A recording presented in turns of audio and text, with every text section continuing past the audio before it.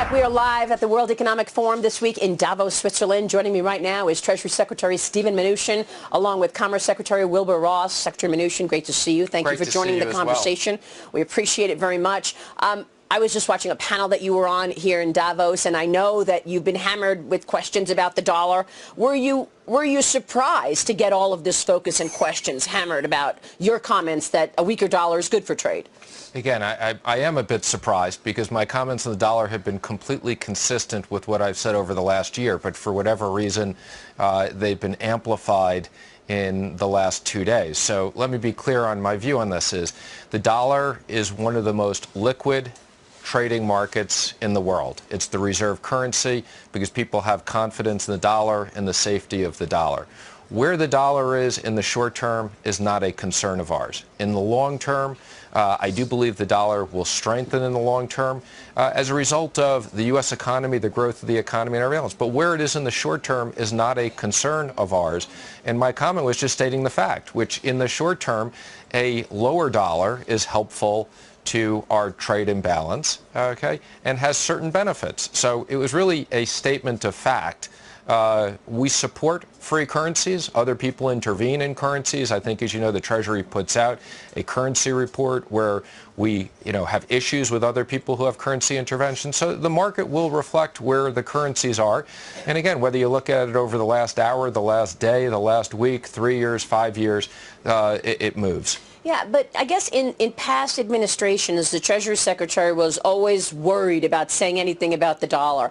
You were actually honest, and you basically said what is obvious, that a weaker dollar is good for trade. But, in the past, a lot of Treasury Secretaries would say, we believe in a strong dollar policy, even if their actions didn't support that. I think that is the case. And I think part of the reason that this has created a lot of news is because in recent times, not all times, but in recent times, going back for a number of years, the Treasury Secretary has just kind of commented on strong dollar, strong dollar, strong dollar. And again, my perspective is there's a free market. Where it is in the short term is not of concern of ours. But do you worry, as the leading economic voice in the country, if not the world, your comments move markets? And here we have the dollar dropping to a 3-year low. So are you going to change that stance of being so honest? Again, I think part of the reason why it moved markets is because the press took part of what I said and amplified part of what I said. And that's perhaps why the market, if you look at my full transcript from yesterday, it was incredibly balanced. It was consistent with what I've said over the last year, and it wasn't news.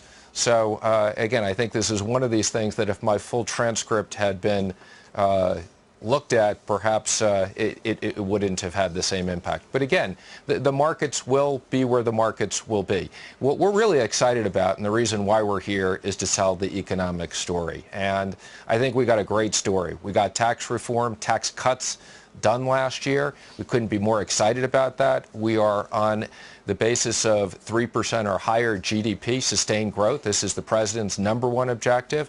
We've seen over 2.5 million workers now get special bonuses of $1,000 or higher wages. I mean, this is what the president is focused on. During the campaign, as we've said, the average worker in the U.S. went nowhere in the last 8 years and didn't participate. And this is all about American jobs, growth for American workers. And the reason why we have the largest delegation here we've ever had is to say to the world, we're open for business, we're very attractive for business, and come invest in the U.S. And a good U.S. economy is great for the rest of the world. Actually, I was speaking with some people from Europe, and they said that they were changing their strategy in terms of investing. Every CEO we've talked to here from a European company is putting more into the U.S. Yeah, initially they were putting money into Europe, and now they're shifting to the U.S. They think that the tax policy is much more attractive. Absolutely. So it's actually better than you even expected? Or I'll tell you, the response from companies, we thought this was going to be fabulous. It's turned out to be amazing.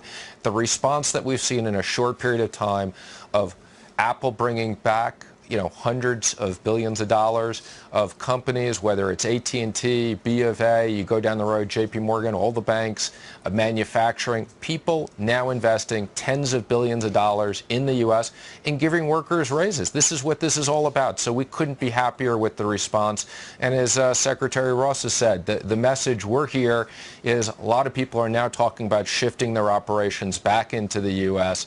And it's an exciting story, and we're looking forward for the president to be here and the president's speech. Yeah, which is why you're seeing the jobs conversation take flight, and everyone's talking about what it means for jobs. It's interesting because it's really getting hard to deny the impact of the tax plan, and the mainstream media is trying hard, and the left is trying hard to come up with some reasons for this strength away from your tax plan and your policies, because the policies have clearly been focused on economic growth. Companies getting these bonuses, as well as the conversation about 4% growth. But I want you to listen to this soundbite from a question to Gary Cohn, your colleague in Washington, when he was explaining why the president and you all were coming to Davos. Listen to this. We just had a litany of businesses that are going to give back to the American people.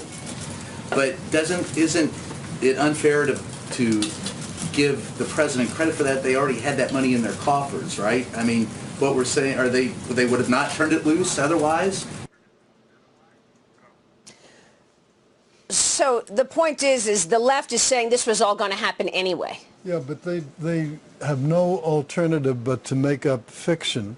But eventually facts overcome fiction. And I think the fellow who just got a $1,000 check doesn't care what the left-wing media says. Right. And the person who gets a tax cut in the next withholding, he or she is also not going to care what the left-wing media says. Well, it's also coming from the other side. Nancy Pelosi called it crumbs, right. Secretary. And Maria, as you know, last year when we were talking about 3% GDP, everybody lined up and said we were crazy, right, that the economy couldn't grow at higher rates than 2% given the size of the economy and where we were.